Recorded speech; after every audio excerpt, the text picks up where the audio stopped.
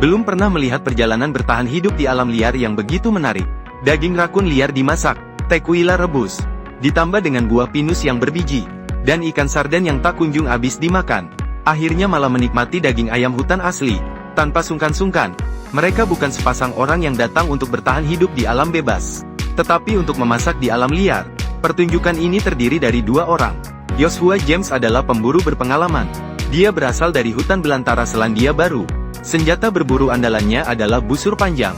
Sementara itu, Matt Taibot adalah seorang koki Michelin berasal dari Inggris. Keduanya sangat mencintai menjelajah untuk mencari bahan makanan liar dan menciptakan hidangan lezat. Sekarang, pemburu dan koki akan bekerja sama mencapai tujuan yang sama. Petualangan dimulai, menuju lingkungan paling ekstrim di permukaan bumi, dan membuktikan dalam waktu 7 hari, mereka dapat menggunakan yang paling tidak mungkin bahan makanan menciptakan hidangan yang menakjubkan. Ini adalah Canyon de Cobre di utara Meksiko, terletak di pegunungan Sierra Madre Barat, memiliki lanskap yang paling megah di dunia. Namun bertahan hidup di sini tidaklah mudah. Kali ini bukanlah perjalanan berkemah santai. Mereka tidak membawa air atau makanan, bahkan tidak ada perlengkapan tenda atau lokasi berkemah. Tidak tahu apa yang akan terjadi nanti. Pegunungan ini penuh dengan tanaman dan hewan yang bisa dimakan. Sebagian besar kaktus dan buah liar dapat dimasak dan dimakan. Syaratnya, kamu harus tahu kemana harus mengumpulkan. Ada rusa di lereng bukit, rakun dan berbagai jenis burung berkeliaran. Sungai di lembah seharusnya menjadi tempat yang bagus untuk memancing. Setelah tiba di lokasi yang ditentukan, kedua orang turun dari mobil. Untuk bertahan hidup di sini, tugas pertama adalah menemukan sumber air. Mereka tidak memiliki peta atau kompas. Mereka hanya bisa mengandalkan keterampilan bertahan hidup alam liar dari Joshua. Saat ini suhu sedang tinggi. Saat ini suhu sudah mencapai 26 derajat Celcius. Mendaki di suhu seperti ini, mereka membutuhkan 1 liter air minum setiap jam. Seiring dengan kenaikan suhu, perhatikan agar tidak overheating, sehingga menyebabkan kelelahan panas. Mereka mendaki ke tempat tinggi.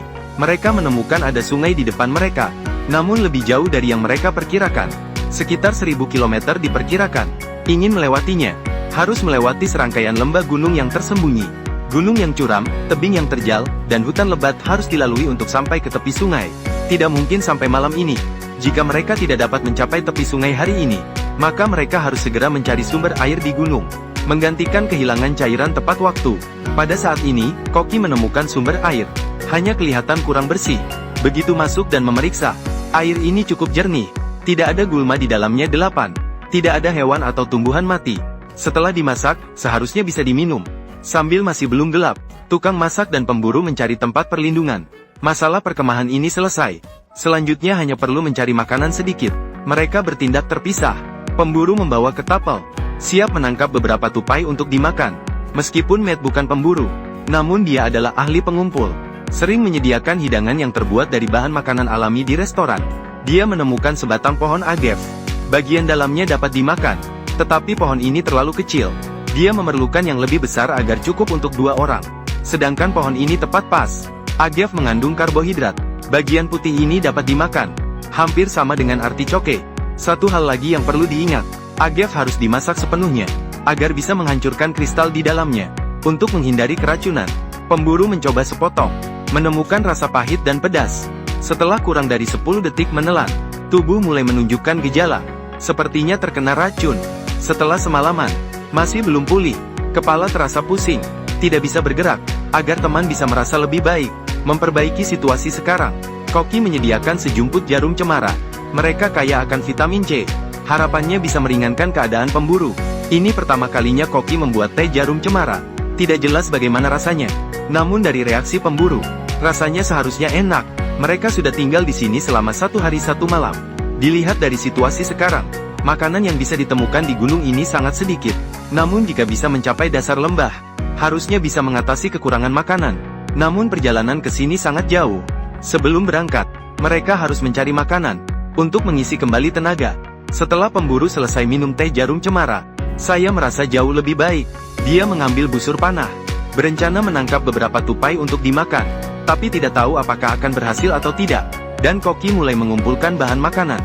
Tupai sering muncul di hutan ek yang ini, karena ada banyak biji ek di sana. Saat bekerja di restoran sebelumnya, pernah menggunakan biji ek sebagai bahan tambahan. Mereka dapat menyediakan banyak kalori dan energi. Jika dimanfaatkan dengan baik, itu akan menjadi hidangan yang sangat enak. Karena para pemburu gagal menangkap tupai, Mereka hanya bisa pergi ke hutan ek untuk mencari biji ek dan memuaskan lapar mereka. Terjatuh ke titik seperti sekarang, dan hanya bisa menerima kenyataan. Biji ek mentah tidak bisa dimakan. Harus dimasak untuk menghilangkan rasa pahit tanin di dalamnya. Baru bisa aman untuk dimakan setelah diproses. Agar masakan alam lebih lezat, Koki biasanya membawa 3 jenis bumbu dasar di pinggangnya. Garam, gula dan cuka. Sementara Koki bersiap-siap menggunakan gula untuk membuat hidangan caramelized pechan. Baik itu dimakan malam ini, atau dibawa besok untuk dimakan di perjalanan. Keduanya merupakan pilihan yang bagus. Tapi tidak tahu bagaimana rasanya. Pemburu mencicipinya, menemukan rasanya enak. Kombinasi rasa pahit, asam, dan manisnya pas. Ini adalah hidangan yang langka. Akhirnya berhasil kali ini tanpa kegagalan. Keesokan harinya, pemburu dan Koki menghabiskan sehari penuh. Akhirnya tiba di dasar lembah. Pilihan bahan makanannya akan lebih banyak. Sementara pemburu membawa sendiri tali pancing. Dia berencana membuat sendiri tongkat pancing untuk menangkap beberapa ikan untuk dimakan. Untuk mengantisipasi jika pemburu tidak bisa menangkap ikan, Koki harus bersiap-siap dengan cara 2 tangan. Dia perlu pergi melihat di sekitarnya. Tidak menemukan bahan makanan lain untuk disajikan dengan pechan. Setiap kali berjalan, Koki menemukan sesuatu. Ini adalah cabai unik, bahan-bahan khas Meksiko, bahan makanan khas dari Meksiko. Pemburu juga mendapatkan hasil. Dia menangkap seekor ikan. Dan dengan yang pertama, tentu saja akan ada item 2 dan 3. Melihat pemburu yang pulang dengan penuh hasil, Koki tahu malam ini ada makanan enak. Ini adalah hari ketiga mereka. Untuk pertama kalinya mendapatkan bahan makanan yang bagus. Sang Koki bersiap mengolah saus dengan gula dan cuka. Membuat hidangan ikan panggang dengan saus manis dan asam.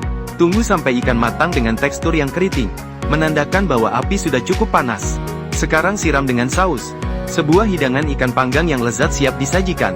Rasanya sama seperti hidangan nasi goreng ikan Italia. Sangat nikmat. Pasti rasanya makanan di restoran tidak istimewa. Berhasil melewati tantangan beberapa hari sebelumnya. Para Koki dan pemburu mulai menetap. Mereka mulai menikmati lingkungan ini sekarang.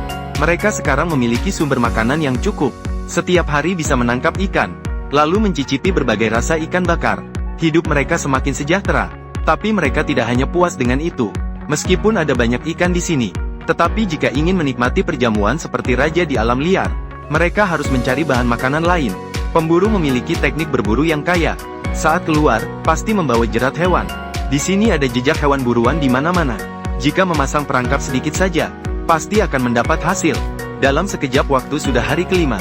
Mereka terbangun oleh hujan lebat lembah. Mereka tidak ingin lagi makan buah karet dan ikan bakar hari ini. Saat awan hitam berlalu, Koki datang untuk memeriksa perangkap yang dipasang kemarin. Perangkap pertama agak mengecewakan. Tidak ada mangsa yang dipicu. Ketika sampai ke jerat berikutnya, pemburu menemukan sesuatu. Ini seekor rakun. Ini pertama kalinya pemburu menangkap spesies ini. Ukurannya bagus. Akhirnya bisa memperbaiki makanan.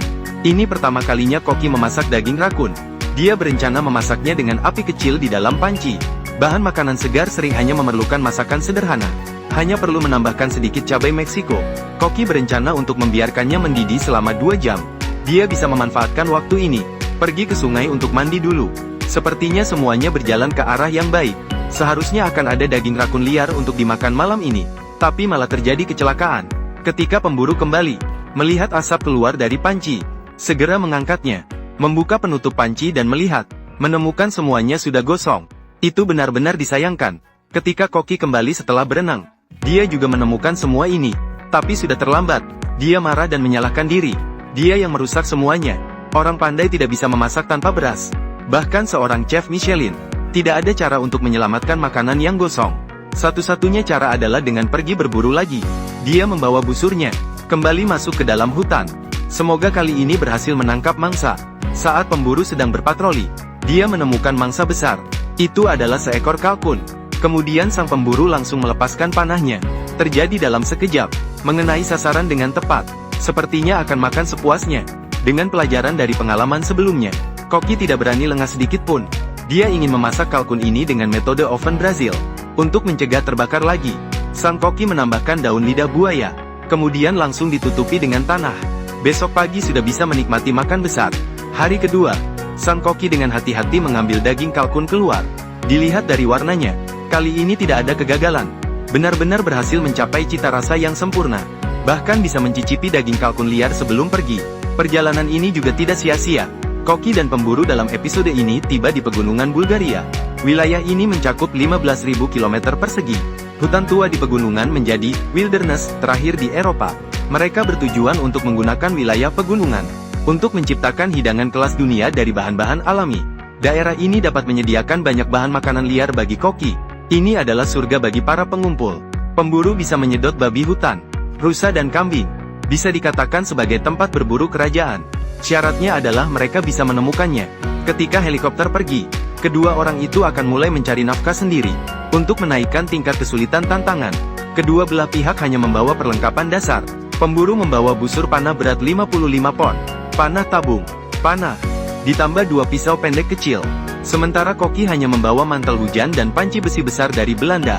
Setelah melakukan observasi sederhana, mereka menemukan bahwa lereng gunung di sini sangat curam, menandakan melacak buruan akan menjadi tantangan besar. Sepertinya ini jauh lebih sulit dari yang diharapkan. Daerah ini agak jauh dari sumber air di lembah. Mereka berencana untuk terus berjalan ke arah ini terlebih dahulu. Setelah menemukan tempat yang datar untuk berkemah, baru akan diputuskan. Mereka berjalan sepanjang hari, namun belum juga menemukan tempat yang cocok. Dan saat itu, langit mulai mendung dan petir. Ini bukan pertanda baik. Membayangkan dalam beberapa jam, pasti akan turun hujan. Untuk membuat api, mereka mengumpulkan kayu kering yang bisa digunakan. Koki dan pemburu mengumpulkan sedikit lumut. Kemudian mereka melanjutkan perjalanan di tepi bukit. Tidak lama setelah itu, hujan deras mulai turun di ujung lembah. Hujan semakin mendekati kedua orang itu. Suhu udara juga mulai turun dengan cepat. Sang pemburu memutuskan untuk berani menuju sungai di lereng gunung. Meskipun ada banyak lereng berbatu dan tebing curam di sepanjang jalan, namun pada saat ini, mereka tidak punya pilihan lain. Mereka harus segera melanjutkan perjalanan dengan secepat mungkin. Jika tubuhnya basah sekarang, akan menghadapi risiko hipotermia. Itu akan menyebabkan masalah yang lebih besar bagi mereka. Suara petir di langit semakin mendekat, mendorong mereka untuk segera bertindak. Beruntung mereka menemukan aliran sungai kecil. Masalah sumber air teratasi. Sekarang mereka harus segera mencari tempat untuk berkemah. Dan tempat ini adalah pilihan yang bagus. Ketika sang pemburu bersiap untuk mendirikan tenda sederhana, suara desisan serigala terdengar. Koki ini menghadapi situasi semacam ini untuk pertama kalinya.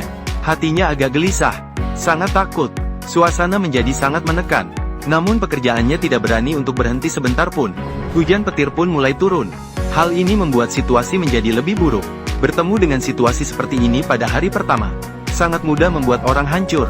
Dan Koki bersembunyi di dalam tenda, menyisakan pemburu menyelesaikan pekerjaan sisa sendirian. Hujan semakin deras. Malam ini pasti menjadi malam tanpa tidur. Ini adalah truffle, bahan makanan mewah. Rasanya sangat kuat, sangat lezat. Truffle dapat dijual hingga 40 pound per kilogram. Dan jamur morsella liar tidak kalah pentingnya. Salah satu fungi termahal di dunia. Harganya mahal karena orang harus masuk ke dalam hutan, menghabiskan beberapa jam hingga beberapa hari untuk mencarinya. Ini adalah bahan makanan yang langka. Dan saat ini pemburu juga menemukan sesuatu. Di seberang bukit-bukit itu ada satu kelompok besar pegunungan. Melihat mereka saja sudah membuat mulutku berair. Gunung betina tertua berdiri di puncak dengan kewaspadaan. Jika ada pemangsa yang muncul, dia akan segera memberitahu rekan-rekannya. Oleh karena itu, sulit untuk berburu mereka. Aduh guys, ini kita pulang sudah.